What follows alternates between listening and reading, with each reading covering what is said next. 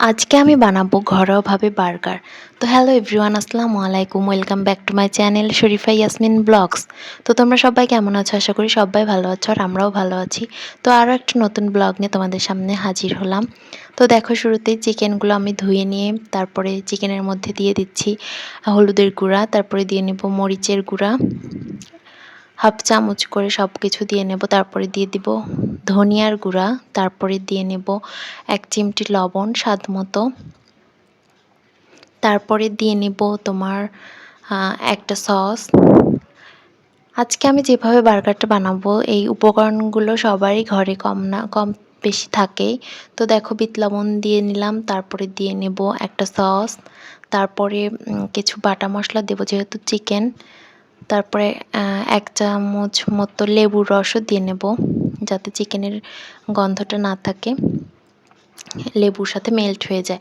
তো দেখো, এখন দিয়ে নেব 1 চা চামচ লেবু, তারপরে দিয়ে নেব একটুখানি আদা বাটা, রসুন বাটা, জিরা বাটা।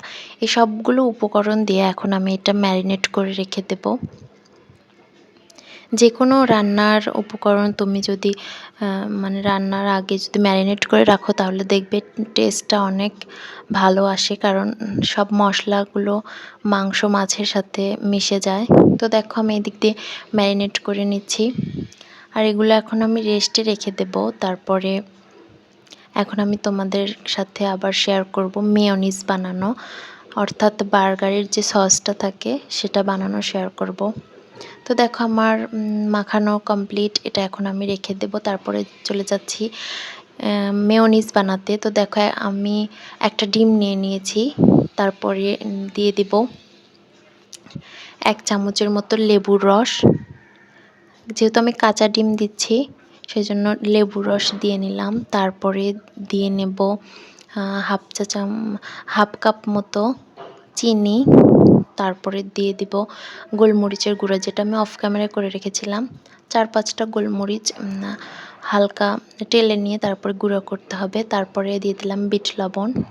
তো এই সবগুলো উপকরণ, তারপরে দিয়ে দিব হাফ কাপের মতো তেল, সয়াবিন তেল। এই সবগুলো উপকরণ একসাথে দিয়ে আমি এগুলো এখন ব্লেন্ড করে নেব। ভালোভাবে ফোমিং করে নিলেই ভালোভাবে ব্লেন্ড করে নিলেই কিন্তু আমার মেয়োনিজটা কমপ্লিট হয়ে যাবে। তো দেখো, আমি ব্লেন্ড করে নিচ্ছি।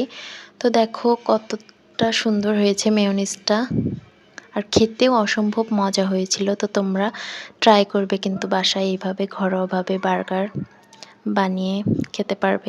তো দেখো, মেয়োনিজটা আমার কমপ্লিট। এখন ম্যারিনেট করা চিকেনগুলো এখন আমি ভেজে নিচ্ছি। তো দেখো, হয়েই গেছে।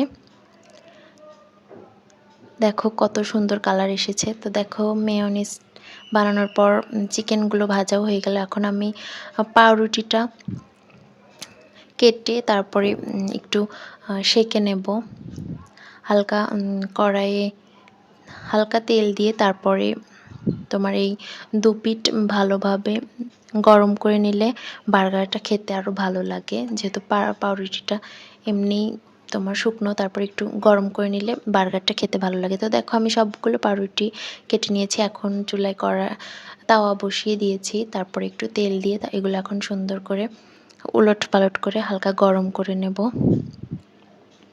বেশি গরম করতে গিয়ে আবার হালকা হালকা পুড়েও গিয়েছিল, তো মজা হয়েছিল এমনিতে। তারপরে দেখো, আমি এখন বার্গারটা তৈরি করব। দেখো, মেয়োনিজ দিয়ে নিলাম, মেয়োনিজ দিয়ে ভালো করে এটাকে মাখিয়ে নেব। তারপরে কয়েক টুকরো মাংস মানে চিকেনটা দিয়ে নেব, চিকেন যে ভাজি করে রেখেছিলাম সেগুলো দিয়ে নেব। তারপরে আবার আরেকটাতে মেখে নিচ্ছি মেয়োনিজ।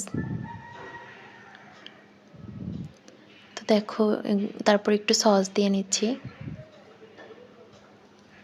ভিতরে, যাতে আর একটু সস থাকলে ভালো লাগে। তো দেখো, আমার বার্গারটা কিন্তু তৈরি। এখন টুথপিক দিয়ে আটকে দিলাম।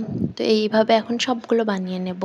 তো আমার ভিডিওটা কেমন লাগলো অবশ্যই কিন্তু কমেন্ট করে জানাবে, এবং আমার ভিডিওতে একটা ভালো লাগলে একটা লাইক দেবে এবং চ্যানেলটা সাবস্ক্রাইব করে দেবে আর আমার পাশেই থাকবে। আসসালামু আলাইকুম, আল্লাহ হাফেজ।